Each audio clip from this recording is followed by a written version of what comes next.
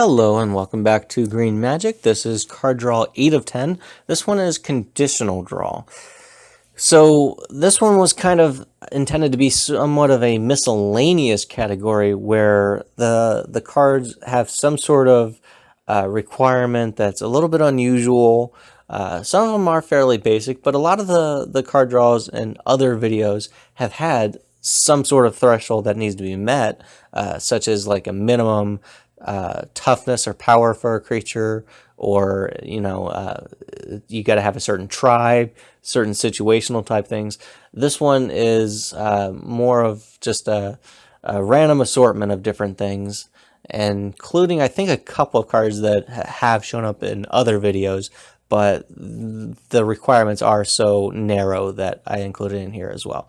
And it does have like the most number of cards out of any video, so I do want to go over it pretty quick. So I'm going to start right away with a couple of cards that don't have conditions. Harmonize, 4 mana, including double green. It's a sorcery. It says draw 3 cards. This card sees a ton of play. If for the most part, I don't know why it does. If you're in green, if you're doing any kind of creature-based stuff, you should be using the other things that draw you for your creatures because you will benefit more, usually, and they're just more effective. The fact that it's 4 mana, which is cheaper than a lot of other ones, does mean that you can do it earlier. It is a set guaranteed 3 cards, so that's good, but it should not see the amount of play that it does.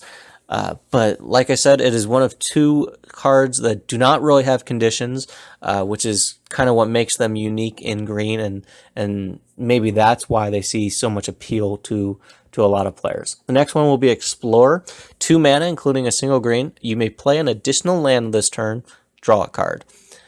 Once again, the fact that it doesn't require a condition is really good, but the ceiling on both of these cards is kind of low. And this is definitely a great turn 2 play because you get to potentially ramp a little bit and also draw a card. So pick which side of that you really care about. They're both great, especially in the early game. But as a game goes on, this is going to be drastically less good.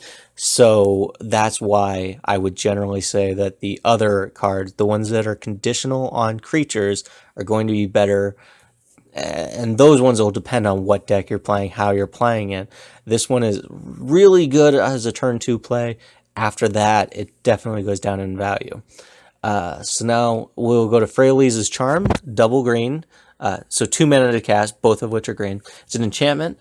You can pay 2 mana, both green, for when any opponent successfully casts a black spell, draw a card.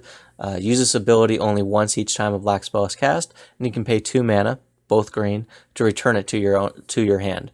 Once again, I like the art of this card.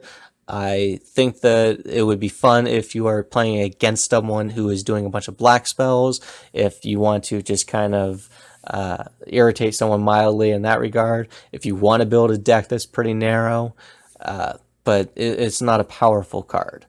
Next is Ripjaw Raptor, 4 mana, including double green. It's a 4/5 dinosaur with Enrage. The Enrage ability says whenever this creature is dealt damage, blank, in Ripjaw Raptor's case, draw a card.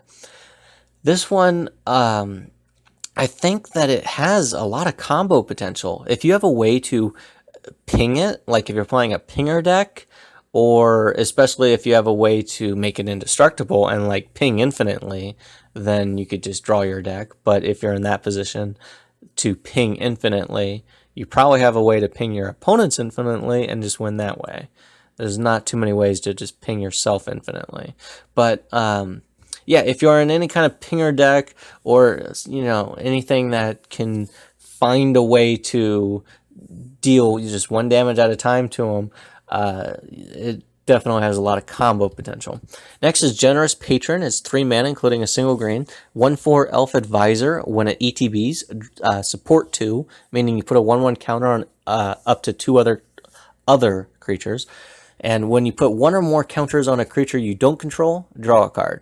So this one will synergize very well with any decks with -1/-1 counters, whether it's some of those contagion engine type effects where you just directly put them on enemy creatures, whether you have infect or wither creatures, so as your opponent's creatures are attacking or blocked by them, they'll end up getting -1 counters that way.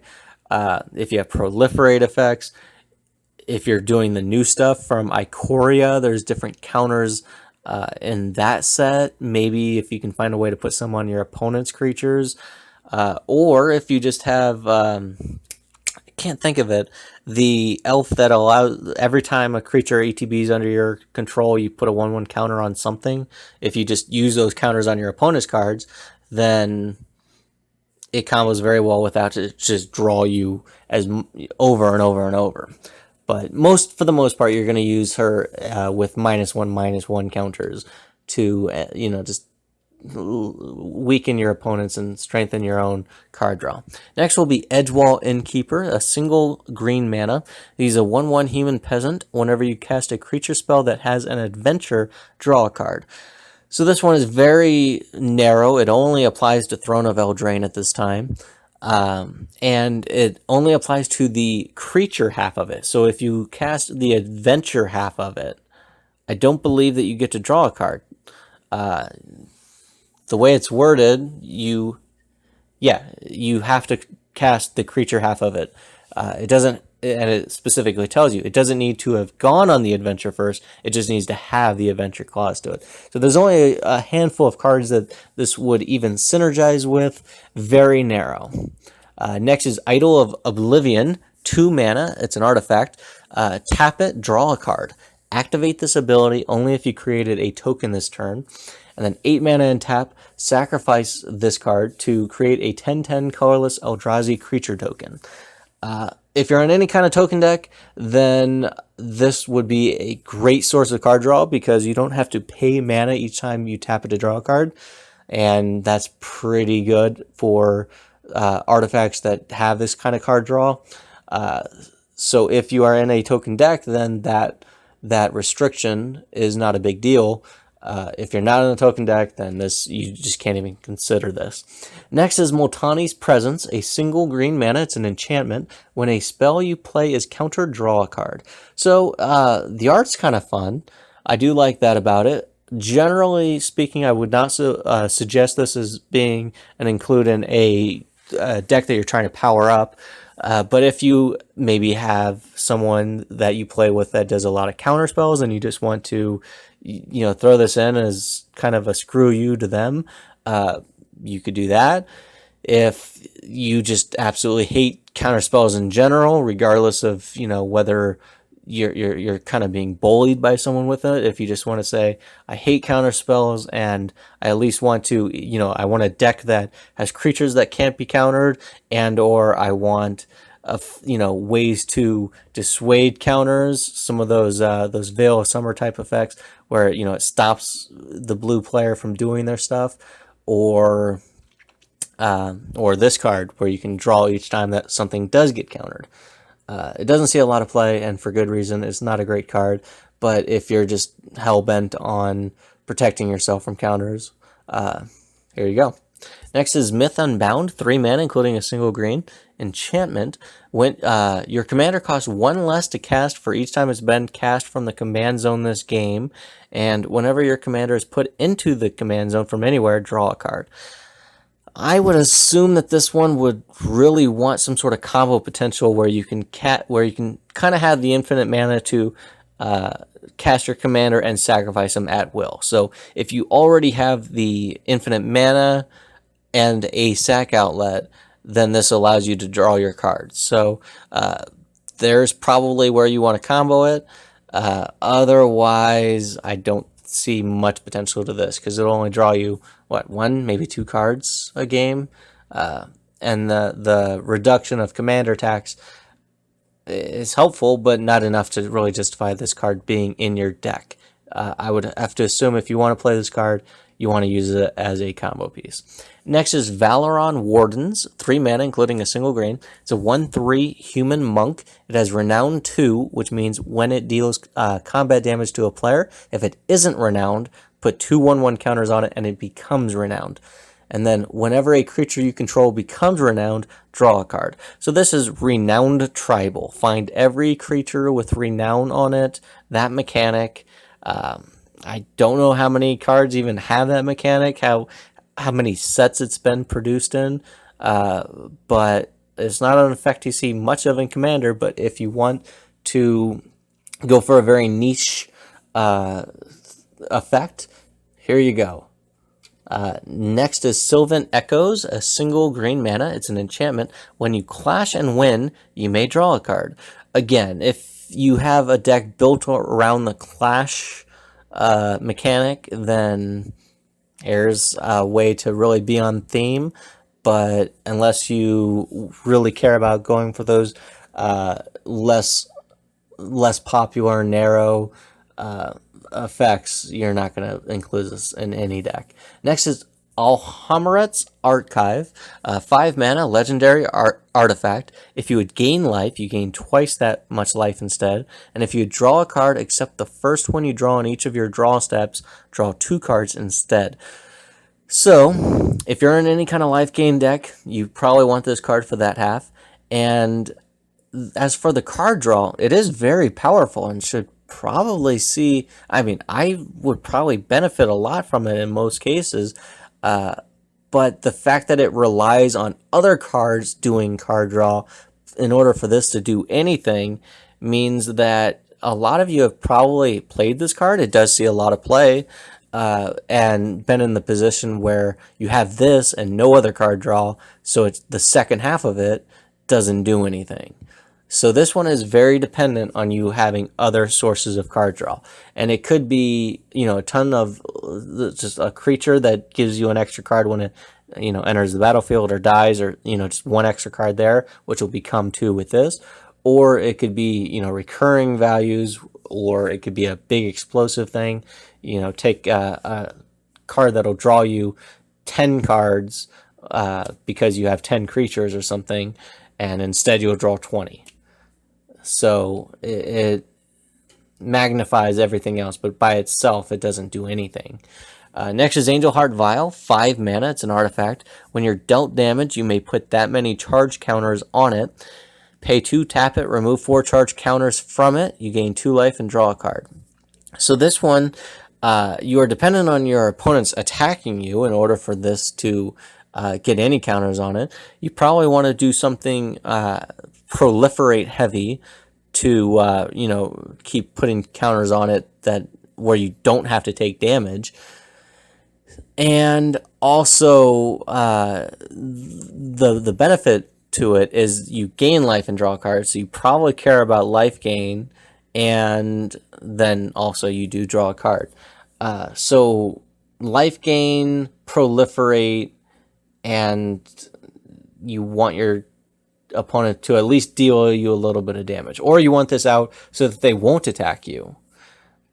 Very narrow. I mean, I do currently have it in one deck, I think, but it's not a great card. Next is Arcane Spyglass, 4 mana. It's an artifact. You can pay 2 and tap it, sacrifice a land, draw a card, and put a charge counter on this, and then remove 3 charge counters from this to draw a card. So this one should probably see a lot more play, especially in like a Gitrog or a Corvold or Titania. Anything that wants to sacrifice a land, this is going to be great in that. But even if you're in a deck that doesn't want to sacrifice a land, you can pay 2 and just sacrifice 1 land, draw a card, put a counter on it. If your deck has proliferate effects, proliferate the hell out of it, and then draw cards off of that. Like if you're already proliferating 2 or 3 times per turn anyway, then you get all the benefit of those other proliferate effects and, 1 extra card off of this. If you are in like a Gitrog or Corvold or something where you want to sacrifice lands or are okay with doing so, then, you just are constantly sacrificing lands and drawing cards with this, and drawing cards with your commander. And once this gets enough counters on it, draw more cards. This card should see a lot more play in narrow situations. Next is Benefactor's Draught. 2 mana, including a single green. It's an instant. Untap all creatures until end of turn. Whenever a creature an opponent control blocks, draw a card. And also draw a card. So this is a very powerful card. We'll start with the cantrip part to it. Just by casting it, or rather by it resolving, you at least draw 1 card. I'm not including cards that really do that for the most part on any list. That's not the reason that it's on this one. The reason that it's on this one is if your opponents block creatures in combat, you draw cards. So a few things to point out. It untaps all creatures, which includes your opponents, so your opponents will have blockers, and it doesn't care if you're the attacker. So if you have one opponent attacking another opponent, and the first one did so because the defending opponent, all of their creatures are tapped, you can now untap their creatures so that they can now block and potentially kill the weaker creatures of the attacking player. And draw cards while doing it. So you can both help one opponent and kind of like help kill the creatures of the other and draw cards. Or if you just do it during your own turn, you can untap your opponent's stuff and say, hey, I'm going to swing at you. Block all you want. I'll draw extra cards. It is a little bit versatile. Personally, I use it just for the untap effect on a like a deck full of mana dorks, and just, you know, I get the cantrip effect, and then I get all my mana dorks untapped to do their thing. So if you have a bunch of mana dorks or other creatures that have tap abilities, this can benefit you there too. It's a versatile card that does a lot of great things. Next is Briarbridge Patrol, 4 mana, including a single green. It's a 3/3 human warrior. Whenever it deals damage to one or more creatures, investigate. Again, that's where you get a clue token where you can pay 2, sacrifice it to draw a card. And at the beginning of each end step, if you sacrificed 3 or more clues this turn, you may put a creature card from your hand onto the battlefield. So the ability to cheat a creature into play is very good, and some of you will be very drawn towards that effect. You would probably want a deck with a lot of clue generating effects, perhaps so that you have clues even before this card even comes into play, so that you can be ready to do that. You know, like play her, sacrifice 3 clues, then cheat the other creature into play without ever having done anything with her. I do see a lot of potential combo potential, because it says whenever it deals damage to one or more creatures, investigate. It doesn't care if it's combat or not. So if you can equip something that will ping, then you just start pinging your opponents, getting more artifacts, and then more clues, and then you can sacrifice those for card draw. So in a scenario like that, if you have a way to untap her and generate untap her infinitely and generate infinite mana, you draw out your deck and you're guaranteed to win at that point. So she would be a great way to make that combo work. Just ping, untap, infinite mana.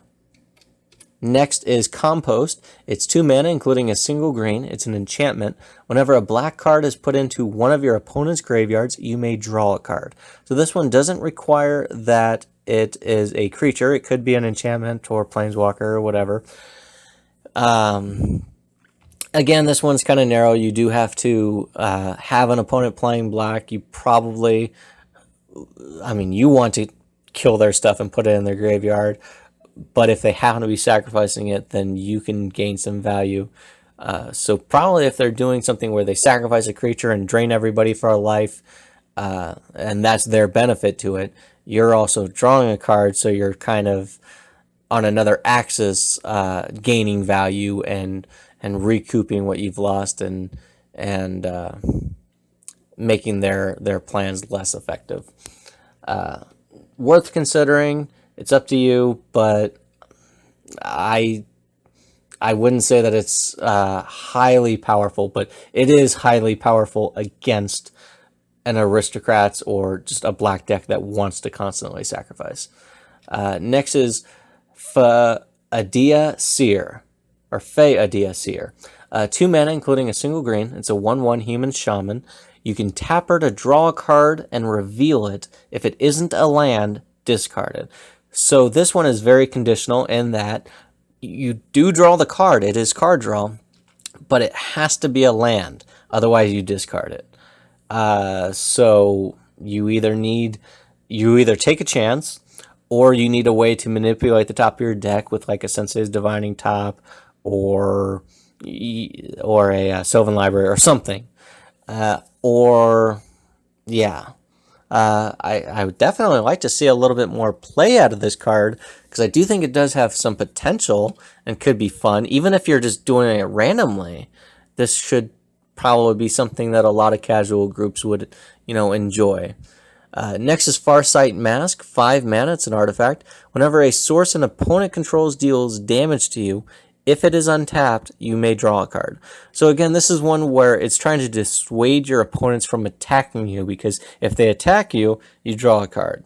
I'm pretty sure I have this in my artifact deck as a way to draw cards, and it's not very good or powerful, but if you don't have a lot of creatures and you're worried that, combat is certainly where your opponents can beat you, then this is valuable in the sense that it can dissuade them from chipping away from you.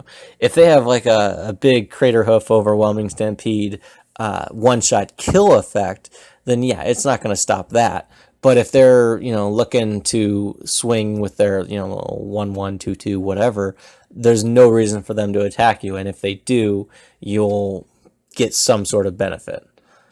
Next is Fugitive Druid, 4 mana, including a single green. It's a 3/2 Druid. Whenever any player successfully casts an enchantment spell that targets it, draw a card. So it's got to be an aura. It doesn't care who casts it, so if your opponent happens to do like a pacify effect, then you'll still draw a card. But this one I probably should have included in the same video as Gnarlback Rhino and Season of Growth, because those ones care about, basically it's like aura tribal. You want to just keep targeting him with stuff. But unlike some of the other ones, those just wanted to be targeted. Instant sorcery, aura, doesn't matter. He specifically cares about auras, so he's a little bit more narrow than the other ones.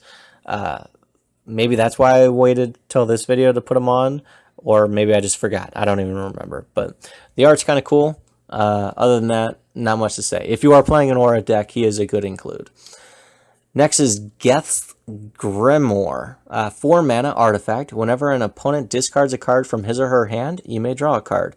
I would imagine that this would either be played in a black deck that has a bunch of discard effects where you're just constantly stripping cards out of your opponent's hands, or if you've got a lot of wheels, which again that's blue and red, and I just mentioned black.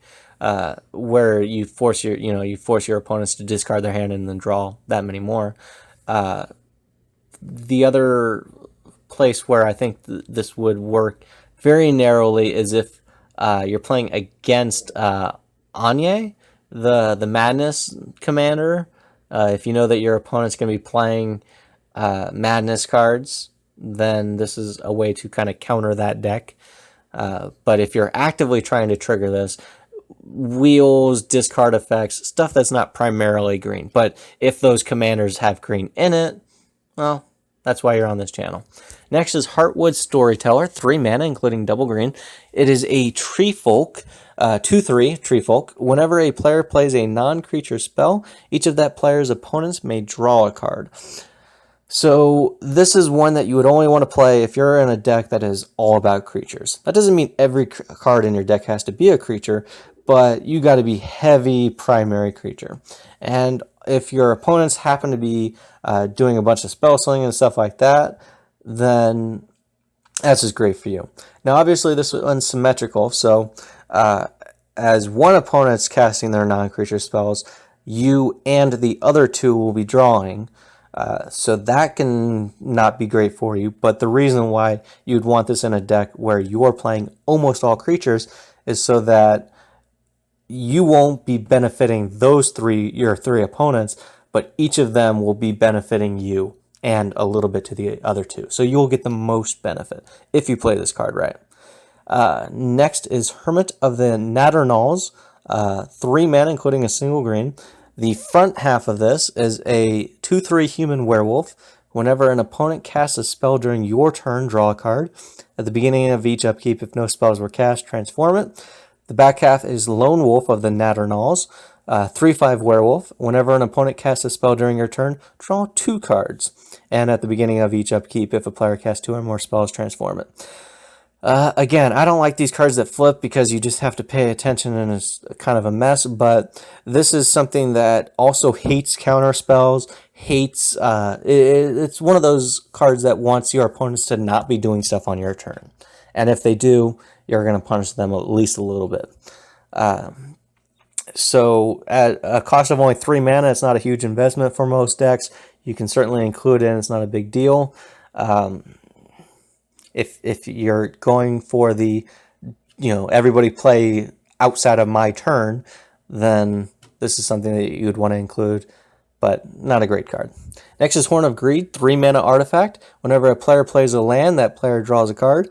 Once again, this one does see a good amount of play, and I think that I should have included this in the one of the other videos, the one that cares about like landfall, like the cast ETB video, because every time a land enters the battlefield, assuming that you play it, you draw a card. And this one's symmetrical, so it affects everybody, but you would want it in a deck that allows you to play multiple lands per turn. So if you got a bunch of like Burgeoning, Azusa, stuff like that, where you're playing 2, 3, 4, 5, 6 lands per turn, this is a card that will draw you a lot of cards, and you will have more value than your opponents. But if you're just playing it strictly in a fair game where you're playing 1 land per turn at most, this is not a great card. Next is Howling Golem. It's a 3 mana, 2/3 artifact creature golem.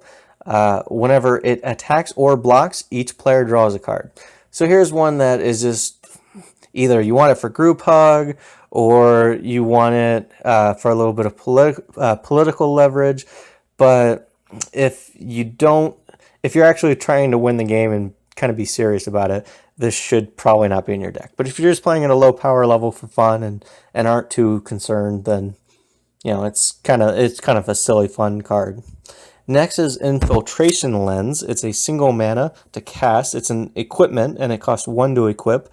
When equipped creature becomes blocked by a creature, you may draw 2 cards. So the fact that you can't control whether the creature is blocked or not is what makes it so conditional. It's entirely dependent on what your opponent chooses to do.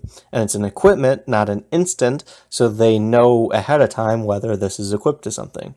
And if they can take the damage, they just will. If it's something big or your commander or something like that, then they might have to, in which case you can draw the 2. Next is Liar's Pendulum, a single mana. It's an artifact. It costs, its ability is you pay 2 and tap it, name a card, target opponent guesses whether a card with that name is in your hand. You may reveal your hand. If you do, and your opponent guessed wrong, draw a card. So this one just jumps through all kinds of hoops. It doesn't really benefit you too much because you have to reveal your hand, and that's usually not a good idea.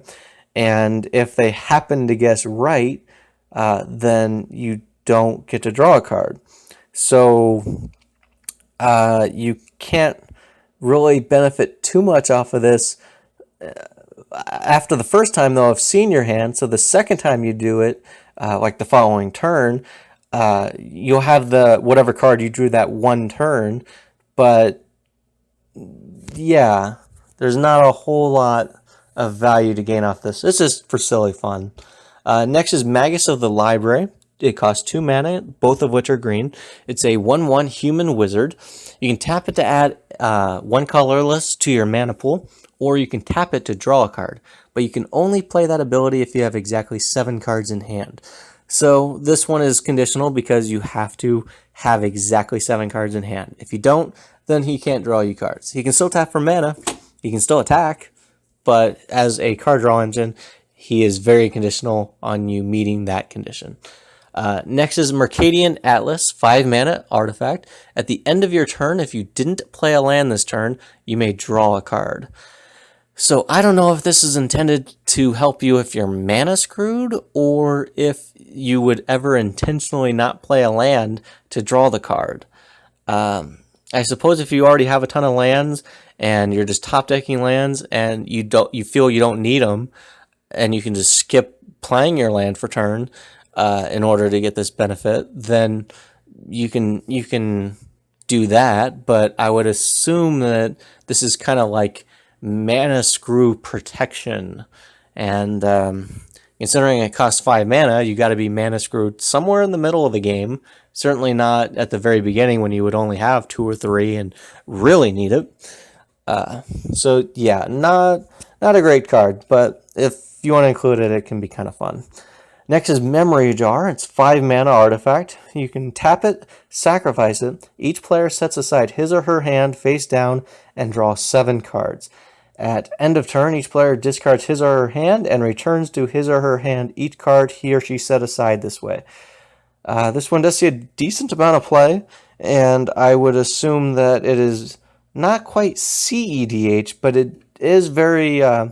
it's definitely a card where you're trying to be tricky. You could use it as a way to, like, if it's the turn where you're going to go off, but you just need extra cards and you don't have it in hand, include this in the deck. You pay the 5, you tap it, you sack it, and then for that turn, you got those 7 extra cards, and that should be enough to get you to where you need to go. Like if you've already got a huge engine going. So if you feel like your deck provides a huge value engine, then this is something that can help keep it going and get you there. But if you're just kind of playing a straightforward game, then probably not something that you would want to include. Next is Mind's Eye. It costs 5 mana. It's an artifact. It says whenever an opponent draws a card, you may pay 1. If you do, draw a card. This one sees a ton of play. It's a good card. The reason why I think it's conditional is because it's based on if or when your opponents draw cards. Now you can generally safely assume that they will draw 1 card per turn. Certain effects like Necropotence, Dredge, things like that, there's no guarantee that they will be drawing cards each turn. But generally you would expect at least the 1. If they draw more, then you can benefit more off this card, but not necessarily. And if you happen to have like lands or mana rocks that tap for 2, if they draw 1 during their draw step and then they draw another one during main phase, you don't necessarily have the mana. You don't know what they're going to do, so you don't know which mana to use. It's dependent on what your opponents are doing, but generally speaking, it will draw you a good amount of cards for a good price. Definitely worth considering including in a lot of decks, if your deck does not already have better card draw engines, which most decks with green should have. Next is Otherworld Atlas. It's 4 mana artifact. You can tap it to put a charge counter on it, and then you can tap it and each player draws a card for each charge counter on it. This one is conditional because it doesn't do anything unless there are counters on it. You have to get the counter on it first. So you have to at least on one turn put a counter on it, then every turn after that everybody can draw 1. Or you can, just counter, and then eventually make everybody draw 3 or 4 cards. If you happen to be running a proliferate deck, you can do a lot with this. If you're running a group hug deck, this is a card that you'd probably include in those. But the fact that you need to do something first is why it's pretty conditional, and if it doesn't have those counters on it, it doesn't do anything. Next is Pendant of Prosperity. It's 3 mana. It's an artifact. It enters the battlefield under the control of an opponent of your choice, and then they, or the controller of it, would pay 2 mana, tap, draw a card. Then you may put a land card from your hand onto the battlefield, and the owner of Pendant of Prosperity draws a card, and that player may put a land card from their hand onto the battlefield. So if you cast this and your opponent never activates it, you don't draw a card. You are dependent on your opponent drawing a card. Or you have to have some way to make the to return permanents to their owner's control. If you do that, if you have a deck that says, gain control of all cards that you own, then you can always just pay 2 mana, tap it, and draw 2, put 2 lands into play. So it's dependent on either your opponent or you playing a deck that grabs stuff back. Next is Primitive Etchings. 4 mana, including double green. It's an enchantment. Reveal the first card you draw each turn. Whenever you reveal a creature card this way, draw a card. So this one's dependent on what you happen to draw as your first card draw per turn. It's also dependent on you playing a creature-heavy deck. If you have a way to manipulate the top of your deck, then you can generally benefit pretty well off of this. If not, then it's kind of a crapshoot. But you do also have to reveal the card, at least the first card you draw every turn. So, yeah, you're giving your opponents free information that way. Next is kind of the partner to this, Rowan, 4 mana, including double green. It's an enchantment. This one, you reveal the first card you draw each turn, and whenever you reveal a basic land this way, draw a card. So, again, this one cares about the first card you draw each turn. And if it happens to be a basic land, then you draw a card. So you are always, if you have top deck manipulation, it's going to be a lot more effective, but you are always revealing the card to your opponent so that they will know what you're doing. And that's generally not great. I do think that if you put these 2 cards together in a deck that's almost all creatures and lands, together they'll be pretty damn effective, and yeah, they go well together. There's just a natural symmetry to them. Could be fun. Definitely not a high power level card. Next is Recycle, 6 mana, including double green. It's an enchantment. This one says skip your draw phase. Whenever you play a card, draw a card. During your discard phase, choose and discard all but 2 cards. So your maximum hand size is 2. If you have a way to get like a Reliquary Tower or something out after this, you can negate that effect. But for the most part, assume your maximum hand size will be 2. Whenever you play a card, draw a card. That applies to lands as well. So if you can somehow get this card out before playing your land for turn, you draw that 1 extra card, and that's going to help you out. Skip your draw phase. That's a huge downside. Basically, this is a combo card. If you're playing this card, your intention is to win that turn by generating a ton of value, and literally every card you play cantrips, including lands. And if you have any other card draw effects, where every time you play a creature, draw a card, or every time you play an artifact, draw a card, or whatever else. The idea is that this is the turn you are going off and you are going to win, and this is a way to keep the value engine going. Don't play this card if you're not doing a combo or something where you plan on casting your deck in 1 turn, or half the cards of your deck in 1 turn. But it is very powerful if played correctly. Next is Rot Wolf, 3 mana, including a single green. It's a 2/2 wolf. It has Infect. And whenever a creature dealt damage by it, this turn is put into a graveyard, you may draw a card. Now what stands out to me with this is that it doesn't have to be combat damage. So again, if you can equip it with something that'll allow it to ping stuff, you can kill all of your opponent's stuff and draw cards as you do it. So that's great. Of course, if you can ping with it, you could probably, if you can ping infinitely with it, then you can just ping your opponents with infect damage. So There's also that. I'm sure a lot of the play that this card sees is just because it's Infect.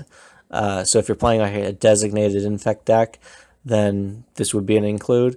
But if you're looking to use it to draw cards, you would probably need to match it up with something that's going to guarantee it deals damage to creatures, like a pinging type effect. If you're just either attacking or blocking and hoping to kill creatures that way, the other creatures have to be 2 or less toughness, and yeah, it's more limited in that sense. But if you equip it right, you can turn this into a reasonable card draw engine. But the rest of your deck does have to be looking for a different engine, an engine based off of pinging or tapping or other things like that. Next is Runic Armasaur, 3 mana including double green. This one is a 2/5 dinosaur. Whenever an opponent activates an ability of a creature or land that isn't a mana ability, you may draw a card. So this one sees a lot of play. It's definitely very good. It's a very cheap card, and it's got a big toughness, so it'll survive. It'll be able to chump block and survive most things. Personally, I don't like it because it is dependent on what your opponents are doing, even though a lot of creatures and lands will have non-mana abilities. So the odds that you won't get any benefit off this creature is fairly low. You should get something off of it over the course of a game if it was in play the entire game. But yeah, it's not something that you would want to count on as part of your card draw package usually, because you are dependent on what your opponents are doing. Next is Sandstone Oracle. It's a 7 mana 4/4 artifact creature Sphinx. It has flying, and when it enters the battlefield, choose an opponent. If that player has more cards in hand than you, draw cards equal to the difference. So this one is an ETB effect, but I didn't include it in that video because this one's conditional on the number of cards that your opponent has, which also means that if you were to just bounce this or flicker it immediately, you're at equal cards, so the effect won't benefit you the second time. But yeah, this one sees a lot of play, and I don't know why. Again, for the ETB effect, it's not that good, and to benefit off of it at all, you either have to have an opponent with no max hand size and massive card draw, so they have 20 cards in hand, and now you have 20 cards in hand, or you have to have such bad card draw that you're down to like 1 or 2, and your opponent, who's just kind of middle of the road, has like 4 or 5 or 6, and you're able to catch up.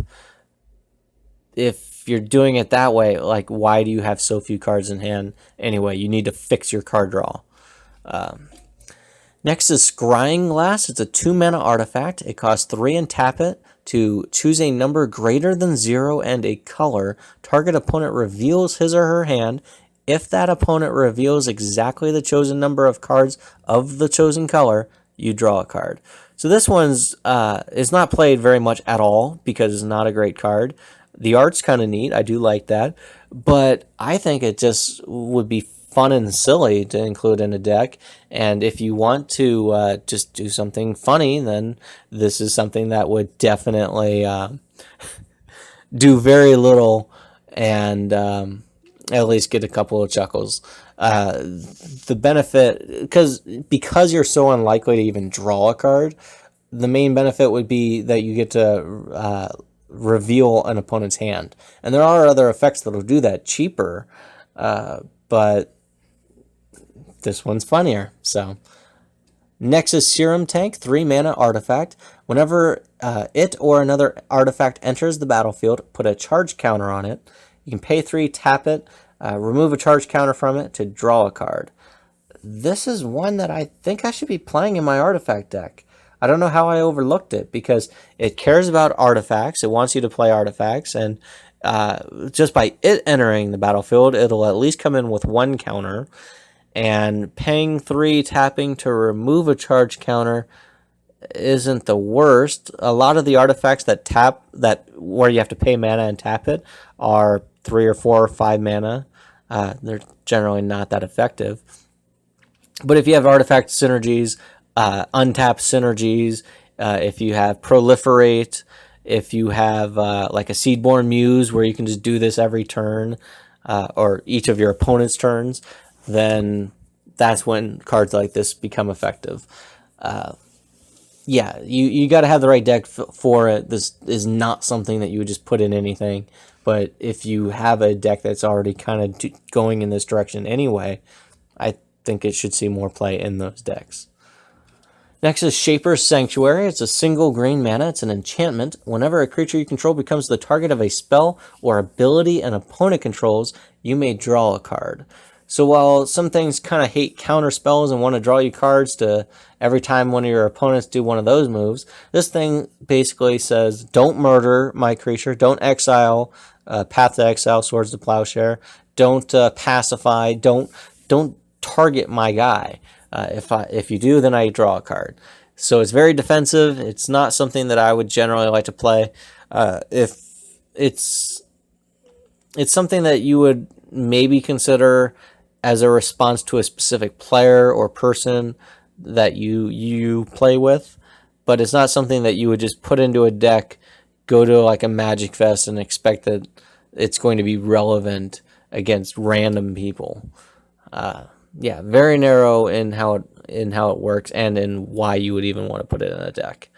It's seeing more play than I would think that it should. Next is Symbiotic Deployment, 3 mana, including a single green. This one's an enchantment. It says skip your draw step. You can pay 1, tap 2 untapped creatures you control, draw a card. So again, this one has to be a combo piece because you are skipping your draw step. You have to find some way to win with it right away. Obviously, if you've got ways to produce a good amount of mana and a ton of tokens, then you can draw your deck. But if you're not doing something that if this card is not obviously worth including in your deck, you should absolutely not include it in your deck. Either it's obvious, either you can look at it and see that it would really help you in what you're trying to do, or it's terrible. It's either good or terrible. And the threshold for that is you need to produce a lot, possibly infinite mana. You need to have a lot, possibly infinite creatures, probably tokens, and then you just win with this as part of a larger package. Next is the first Ironin Games, 3 mana, including a single green. It's a saga. Part 1 is create a 1/1 white human soldier creature token. Part 2 is put 3 1/1 counters on target creature you control. Part 3, if you control a creature with power 4 or greater, draw 2 cards. And part 4 is create a gold token. The only reason why I included this on this list is because you at least get to draw 2 cards off of it.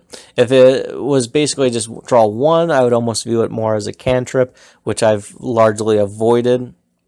It is conditional because you have to have a creature with power 4 or greater in play, which parts 1 and 2 will allow you just off of that. But if a board wipe happens before you get to part 3, then you may not draw anything at all. I generally don't like sagas. I'm not a fan of them. Maybe if you want to go saga tribal, you would include this. But for all normal play, there's no reason to include this in a deck. Next is the Great Aurora. It's 9 mana, including triple green. It's a sorcery. Each player shuffles all cards from his or her hand and all permanents he or she owns into his or her library, then draws that many cards. Each player may put any number of land cards from his or her hand onto the battlefield. Exile the Great Aurora. So this is a very powerful, convoluted, annoying card. The way to make this effective is if you have a way to create a bunch of tokens. So say you have 10 lands in play, maybe a few creatures, like 5 creature artifacts, enchantments, whatever, and then 10 tokens, and then 5 cards in hand. So 10 lands, 10 tokens, 5 cards in hand, 5 other permanents. That's 30 cards. you shuffle everything into your library. Well, the tokens just disappear, but you're still going to draw 30 cards because you had those tokens were permanents that you owned. So that's how you would draw extra cards. And obviously, this is going to often be used as a semi-board wipe control-y type thing against your opponents. If they have anything scary on board, you can basically just reset the board, and however many cards they draw, maybe they were mostly using instants and sorcery, so they don't have a lot of permanents, or there were other board wipes, so they, a lot of their stuff is already in the graveyard. Maybe once they do they draw this many cards, they don't end up with very many lands, and they're land screwed after this resolves. Maybe the opposite, they end up mana flooded. Whatever the result is, they're usually not going to be in a great position. But the way for you to benefit and the way for you to draw a ton of cards and possibly just win on the spot is if you have a lot of tokens and you can turn that into drawing 30, 40, 50, 60, 70 cards when this resolves. One of the first ways that I even thought about using this card was in response to somebody else having what is it, the soldier commander, where every time you attack, you create a soldier or a warrior equal to the number of warriors you have. So that player had like 150 creatures in play. I was originally viewing this as a way to just mill them out, but you can also benefit yourself greatly with this. Next is Urza's Miter. It's a 3-mana artifact. You pay 3. You draw 1 card from your library every time an artifact of yours goes to the graveyard. You can only draw 1 card per artifact that's destroyed, and you cannot draw if the artifact is sacrificed. So if you're doing a bunch of like an artifact deck with a bunch of sacrifice stuff, where you're sacrificing them, or the artifact itself is like tap, sacrifice, draw a card, and get a mana or something like that, like a Wayfarer's Bauble, you can't use this ability on that. But if your opponents destroy an artifact, or if you have a way like a Reclamation Sage to destroy your own artifact, then you could do that, but it does cost 3 every time.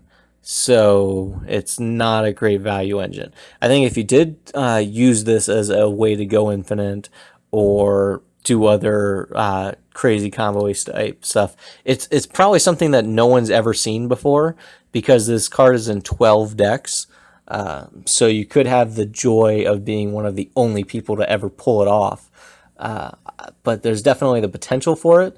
I know I could slot it into my Huatua deck and do exactly that. Just destroy it, pay the 3, or destroy an artifact, pay the 3 to draw a card, and then loop it around and do that. But unless you're looking to build a deck with very narrow win conditions, or very obscure interactions, or going kind of like hard mode, you wouldn't do this.